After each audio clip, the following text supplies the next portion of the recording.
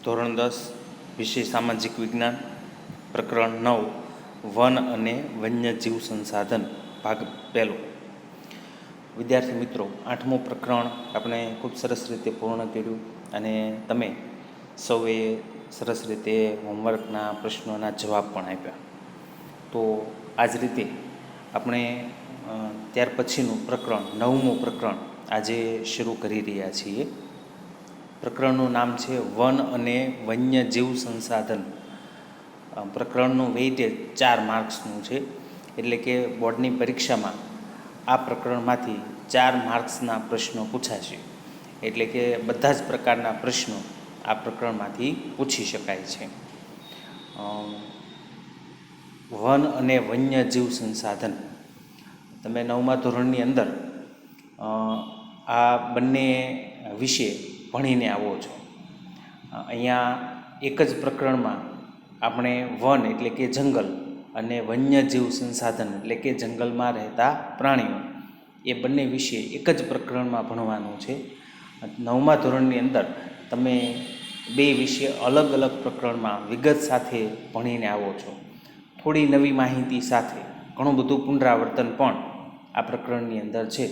એટલે તમે 9મા ધોરણમાં જો સરસ રીતે ભણ્યા હશો તો તમને આ ખૂબ ઉપયોગી એ પણ સાબિત થશે. તો શરૂ કરીએ આપણે પ્રકરણ વન અને વન્યજીવ સંસાધન. સૌપ્રથમ આપણે પૂર્વ ભૂમિકા જોઈએ તો 8મું પ્રકરણ આપણે કુદરતી સંસાધનો વિશે જોયું. એમાં આપણે જોયું કે માણસ પોતાનું અસ્તિત્વ ટકાવી શક્યો છે, પ્રગતિ કરી શક્યો છે, વિકાસ કરી શક્યો છે. તો એ બધાનો કારણ કુદરતી સંસાધનો છે. સંસાધનોને કારણે જ માણસ પોતાનું અસ્તિત્વ ટકાવી શક્યો છે અને વિકાસ કરી શક્યો છે. બહુ પ્રાચીન સમયથી, આદિકાળથી કુદરત પાસેથી માણસ જુદી જુદી ચીજવસ્તુઓ મેળવી અને પોતાની જરૂરિયાત પૂરી કરી રહ્યો છે. એમાં જંગલો ખૂબ જ મહત્ત્વનું સંસાધન છે. જંગલો એટલે શું? તો જંગલોનો સામાન્ય અર્થ થાય છે વૃક્ષો, ઝાંખરા કે ઘાસનો સમુચ્ચય. સમુચ્ચયનો અર્થ થાય સરવાળો. વૃક્ષો, ઝાંખરા અને ઘાસ આ બધું જ જ્યાં જોવા મળે એને જંગલ કહેવાય. તો જંગલ એટલે શું એનો અહીંયા જવાબ છે. જંગલોનો સામાન્ય અર્થ છે વૃક્ષો, ઝાંખરા કે ઘાસનો સમુચ્ચય. ત્યાર પછી કુદરતી વનસ્પતિ કોને કહેવાય? તો કુદરતી વનસ્પતિમાં એ જ વનસ્પતિને સમાવી શકાય જેનો ઉછેર માનવીની સહાય વિના કુદરતી રીતે થયો હોય. એમાં મનુષ્યની કોઈ દખલગીરી હોય નહીં. એની મેળે જ ઉગ્યું હોય અને એની મેળે જ મોટું થયું હોય એને કુદરતી વનસ્પતિ કહેવાય. માણસની સહાય વિના જે ઉગ્યું હોય અને જે મોટું થયું હોય. એનું એક બીજું પણ નામ છે અક્ષત વનસ્પતિ. અક્ષત. તો અક્ષત વનસ્પતિ એટલે શું? તો એવી વનસ્પતિ કે જેનો ઉછેર માનવીની સહાય વિના કુદરતી રીતે થયો હોય એને અક્ષત વનસ્પતિ કહેવાય. જોકે આવી વનસ્પતિ બહુ થોડા વિસ્તારની અંદર જ જોવા મળે છે, જેમાં હિમાલય, સુંદરવન અને થરનું રણ આવા દુર્ગમ વિસ્તારમાં કે જ્યાં માણસની જવાનું ભાગ્ય જ હોય છે, માણસ માટે ત્યાં રહેવું પણ મુશ્કેલ હોય છે, એવા વિસ્તારોમાં આવા પ્રકારની વનસ્પતિ જોવા મળે છે.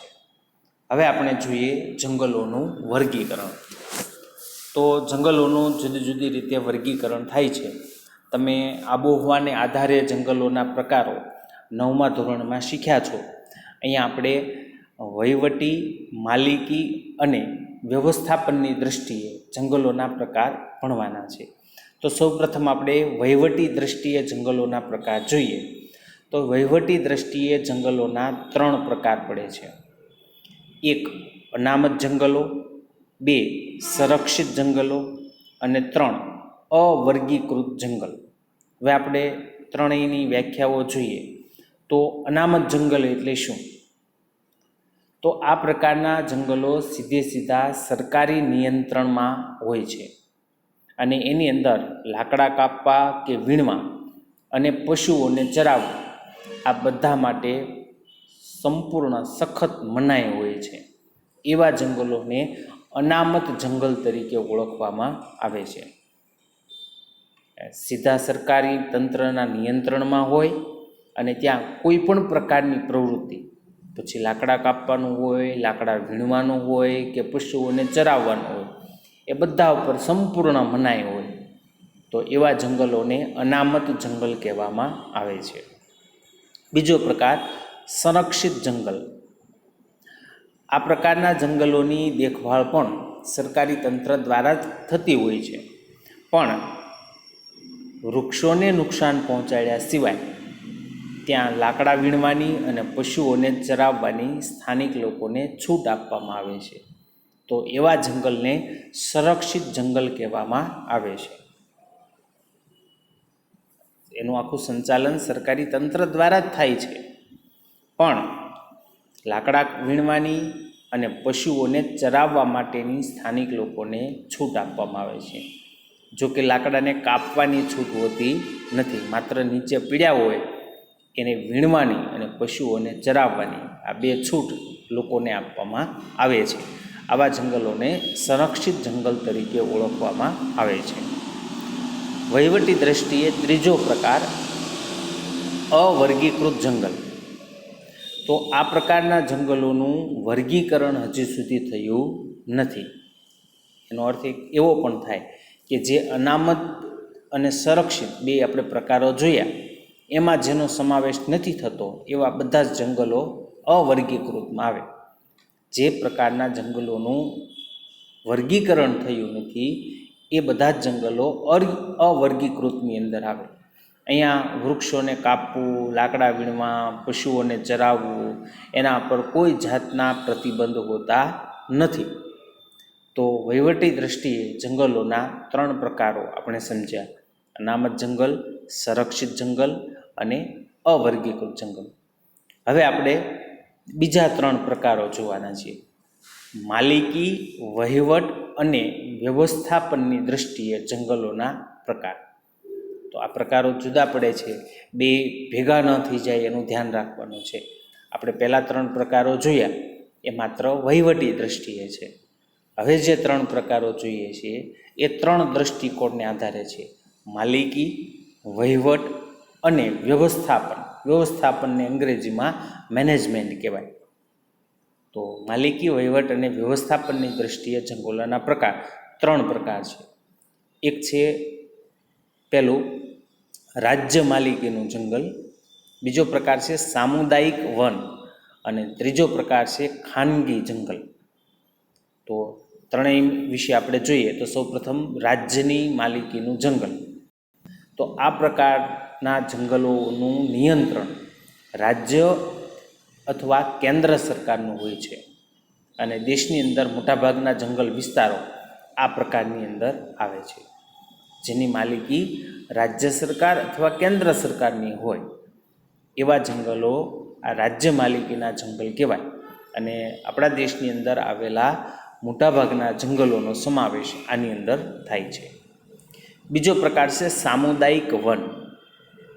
આ પ્રકારના જંગલો પર સ્થાનિક સ્વરાજની સંસ્થાઓ, સ્થાનિક સ્વરાજની સંસ્થા એટલે કે ગ્રામ પંચાયત, નગરપાલિકા, મહાનગરપાલિકા, જિલ્લા પંચાયત એનું નિયંત્રણ હોય એવા જંગલોને સામુદાયિક વન કહેવામાં આવે છે.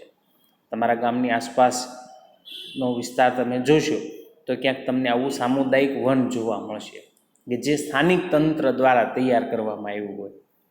તમારું ગામડું હોય તો ગ્રામ પંચાયત દ્વારા એ જંગલ બનાવવામાં આવ્યું હોય તો એને સામુદાયિક વન કહેવાય. અને ત્રીજું છે ખાનગી જંગલ. તો ખાનગી એટલે વ્યક્તિગત માલિકીનું. આ પ્રકારનું જંગલ વ્યક્તિગત માલિકીનું હોય છે. કોઈ વ્યક્તિએ પોતે જંગલ ઊભું કર્યું હોય પોતાની જમીનમાં તો એને ખાનગી જંગલ કહેવાય. ઓડિશા, મેઘાલય, પંજાબ અને હિમાચલ પ્રદેશની અંદર આવા જંગલો જોવા મળે છે.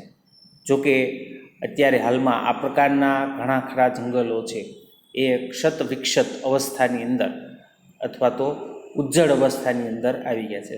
ક્ષત વિક્ષત એટલે ત્યાં વૃક્ષોનું પ્રમાણ ખૂબ ઓછું થઈ ગયું હોય, એમાં એનો સમાવેશ હવે થાય છે. તો માલિકી, વહીવટ અને વ્યવસ્થાપનની દૃષ્ટિએ જંગલોના 3 પ્રકાર આપણે સમજ્યા: રાજ્યની માલિકીનું જંગલ, સામુદાયિક વન અને ત્રીજું ખાનગી જંગલ. હવે આપણે વાત કરવાની છે નિર્વનીકરણ. નિર્વનીકરણ એટલે કે જંગલોનો વિનાશ. નિર્વનીકરણ એટલે જંગલોનું નષ્ટ થવું. નષ્ટ થવું એટલે નાશ થવો. જંગલોનું નષ્ટ થવું એટલે નિર્વનીકરણ. અત્યંત ઊંચા દરે નિર્વનીકરણ એ માત્ર આપણા દેશની જ નહીં પણ સમગ્ર વિશ્વની મુખ્ય સમસ્યા પૈકીની એક સમસ્યા છે. માત્ર આપણા દેશમાં જ નહીં પણ વિશ્વના મોટાભાગના દેશોમાં નિર્વનીકરણ બહુ ઊંચી માત્રામાં થઈ રહ્યું છે. માનવીની વિકાસ યાત્રા એનું પરિણામ ગણી શકાય. જે નિર્વનીકરણ થાય છે એમાં મોટાભાગે માનવીય કારણો, માનવીય હસ્તક્ષેપ એની અંદર જવાબદાર હોય છે. એનો અર્થ એવો નથી કે જંગલો કપાય છે એના માટે માત્ર ને માત્ર માણસ જ કારણભૂત છે. કુદરતી રીતે પણ કેટલાક વૃક્ષો નાશ પામે છે, પણ એની માત્રા ખૂબ ઓછી છે.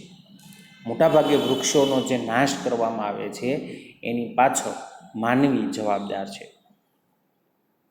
એટલે કુદરતી રીતે જે વૃક્ષોનો નાશ થાય છે એ માણસ જે નાશ કરે છે એની તુલનામાં તો એ નગણ્ય, એટલે ગણી ન શકાય, હવે સામાન્ય કહી શકાય એટલો હોય છે.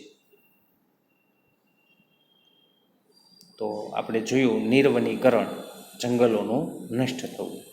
હવે જો બહુ ઊંચા દરે જંગલો નષ્ટ થાય તો એની શું અસરો થાય, એટલે કે જંગલ વિનાશની અસરો, નિર્વનીકરણની અસરો. તો આજે આપણે જોઈ રહ્યા છીએ કે આ નિર્વનીકરણ, જંગલ વિનાશની વ્યાપક અસરો સમગ્ર વિશ્વ અનુભવી રહ્યું છે. જંગલો વધુ માત્રામાં કપાવાને કારણે વાતાવરણમાં કાર્બન ડાયોક્સાઇડની માત્રા વધી રહી છે, જે આપણા માટે ખૂબ નુકસાનકારક છે. કારણ કે એ ઝેરી વાયુ છે. આપણે જરૂર છે શુદ્ધ ઓક્સિજનની, પણ એને બદલે વાતાવરણમાં ઝેરી વાયુ કાર્બન ડાયોક્સાઇડની માત્રા વધી રહી છે. અને એની પાછળનું કારણ જવાબદાર છે જંગલોનો વિનાશ. એ ઉપરાંત હરિત ગૃહ પ્રભાવ, જેને અંગ્રેજીમાં આપણે ગ્રીન હાઉસ ઇફેક્ટ કહીએ છીએ, એની અસરો પણ ખૂબ વધી રહી છે. ગ્રીન હાઉસ ઇફેક્ટ એટલે કે પૃથ્વીનું તાપમાનની અંદર વધારો થઈ રહ્યો છે. અને એનો અનુભવ આપણે સૌ કરીએ છીએ. દર વર્ષે આપણને એવું લાગે છે કે આ ઉનાળો તો સૌથી વધારે ગરમ હતો. દિન પ્રતિદિન પૃથ્વીના તાપમાનની અંદર વધારો થઈ રહ્યો છે અને એની ખૂબ અસરો થવાની છે. ઋતુચક્ર ઉપર એની અસર થાય છે. સમુદ્રની સપાટી ઊંચી આવી રહી છે. હવામાનની તરેહ બદલાઈ રહી છે. કેટલા બધા ટાપુઓ, દરિયા કિનારે રહેલા શહેરો એ બધા ડૂબી જવાના છે. આ બધી જ હરિત ગૃહ અસર કહેવાય, ગ્રીન હાઉસ ઇફેક્ટ કહેવાય. જંગલોના વિનાશને કારણે આ અસરો છે એ આજે ઘેરી બની રહી છે. આપણે 8મો પાઠ જોતા હતા ત્યારે જમીન ધોવાણ વિશે આપણે સમજ્યા. એમાં આપણે જોયું કે વૃક્ષો એ જમીન ધોવાણ અટકાવવામાં મદદરૂપ થાય છે.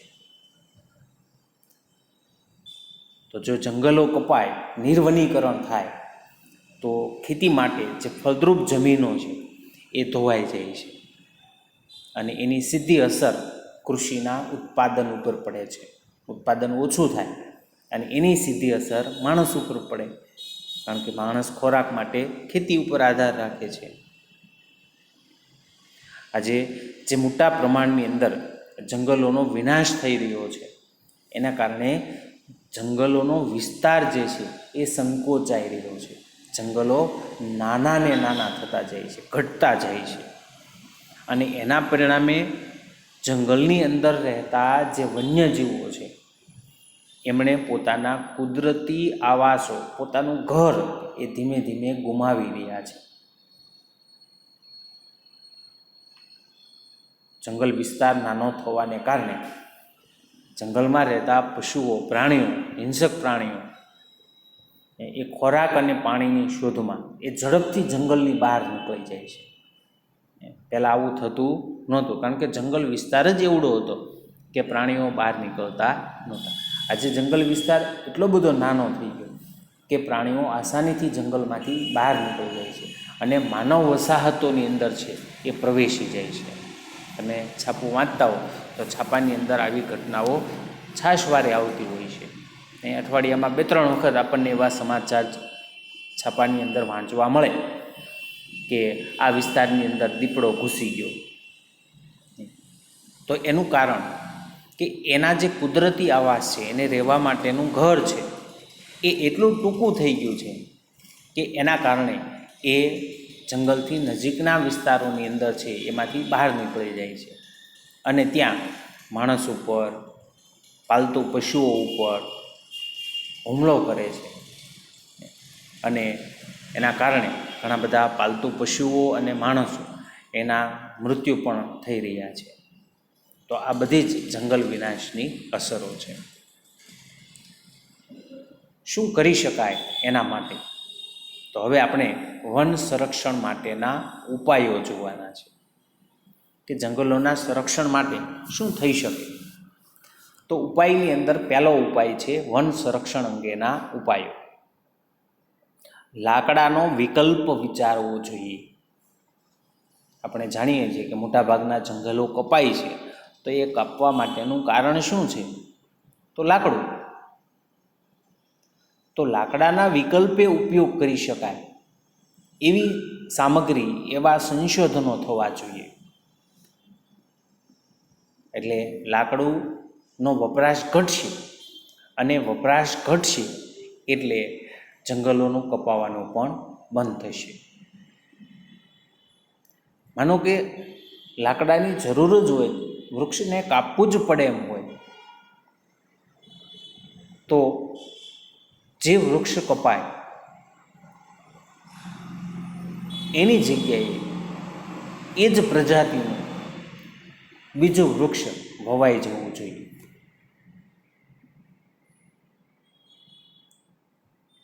જેટલા જરૂર હોય એટલા કપાય તો એની સામે એટલા જ પાછા એ જ ઝાડ વવાય છે. તો આપણને ભવિષ્યમાં વૃક્ષો છે, જંગલો છે, એને આપણે બચાવી શકશું.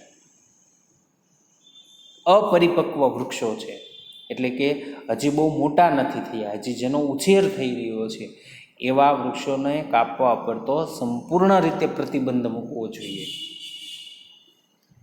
બીજો ઉપાય છે, જે ઉદ્યોગો એવા છે કે એ જંગલોમાંથી, વૃક્ષોમાંથી કાચો માલ મેળવે છે, તો એમને ફરજિયાત રીતે વનીકરણ કરવાની ફરજ પાડવી જોઈએ. દાખલા તરીકે વૃક્ષોમાંથી કાગળ બને, તો કાગળ બનાવવાનો ઉદ્યોગ, જે ફેક્ટરી હોય, તો એ જે વૃક્ષોનો ઉપયોગ કાગળ માટે કરતા હોય એટલા જ વૃક્ષો એને પાછળ સામે વાવવા જોઈએ, ફરજિયાત કરવું જોઈએ. તો પણ આપણે જંગલોને બચાવી શકીશું. ત્રીજો ઉપાય છે ઇકો ટુરિઝમના વિકાસને નામે જંગલની સ્થિતિ જોખમાઈને એનું કડક રીતે નિયમન કરવું જોઈએ.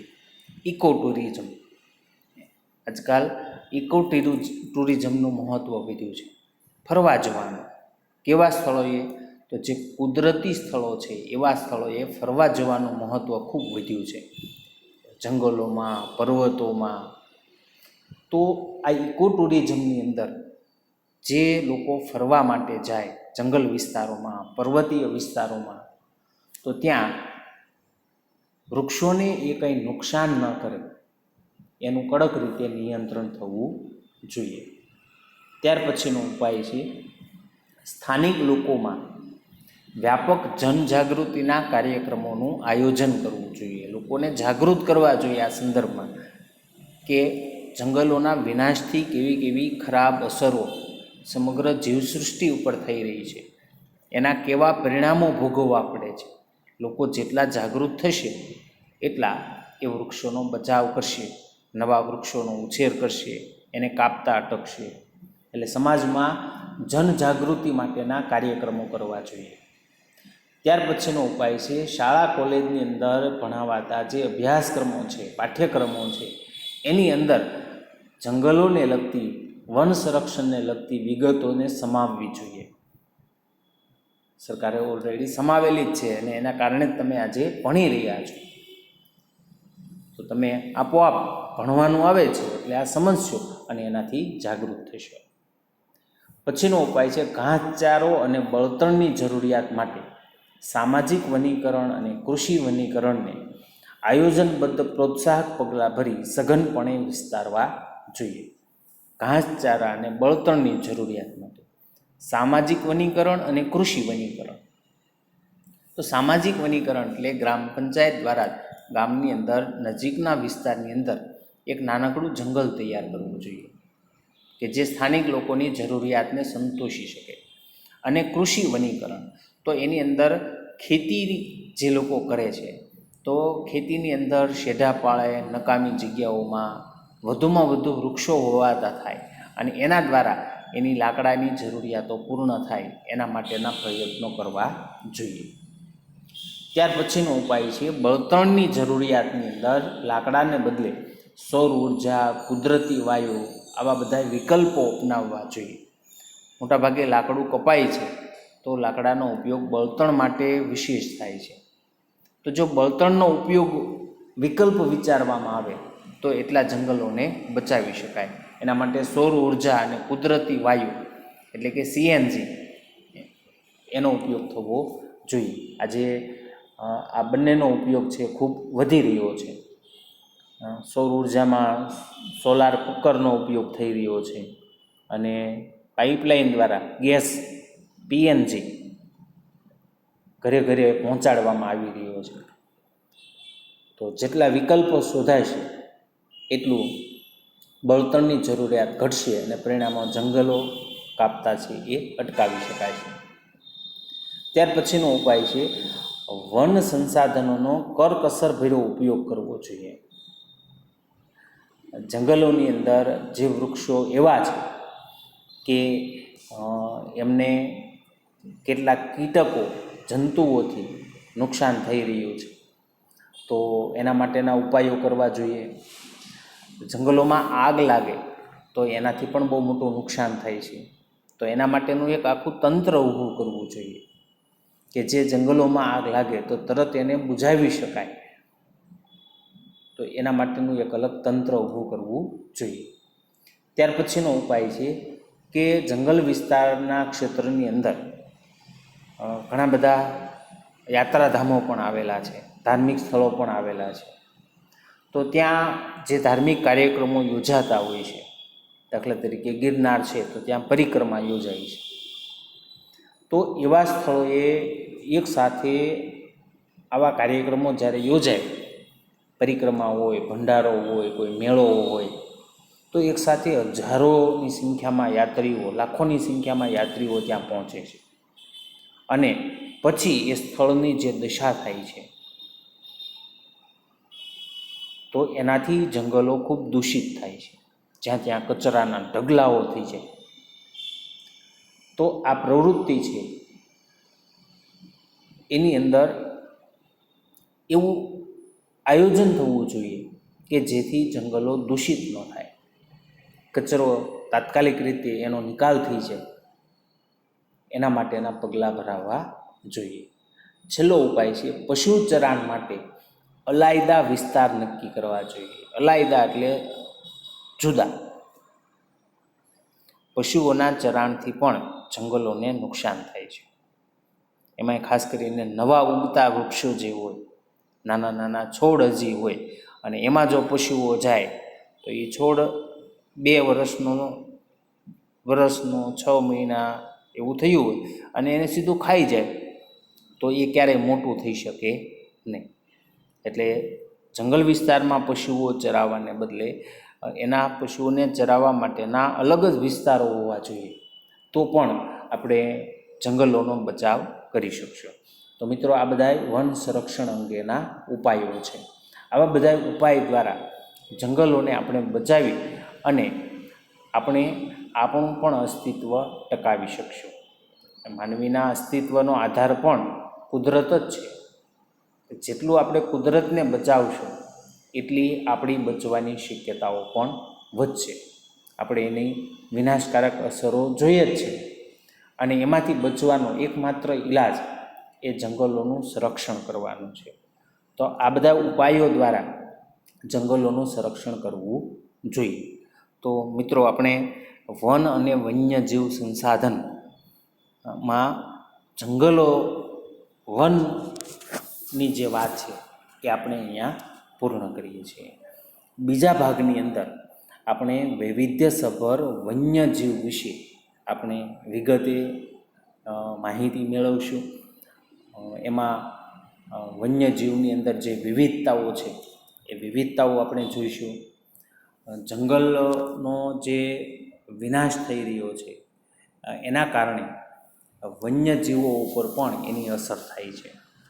તો લુપ્ત થતું વન્યજીવન એટલે કે એવા પ્રાણીઓ, પક્ષીઓ કે જે લુપ્ત થઈ રહ્યા છે, જેનો વિનાશ થઈ રહ્યો છે, તો એના વિશે, એના માટેના કારણો વિશે, એના ઉપાયો વિશે અને સરકાર દ્વારા આવા જુદા જુદા પ્રાણીઓ, પક્ષીઓ માટેની જે કેટલીક યોજનાઓ કરી છે એ યોજનાઓ, અને છેલ્લે આપણે અભયારણ્ય, રાષ્ટ્રીય ઉદ્યાન અને જૈવ આરક્ષિત ક્ષેત્ર વિશે પછીના ભાગની અંદર છે એ જોઈશું.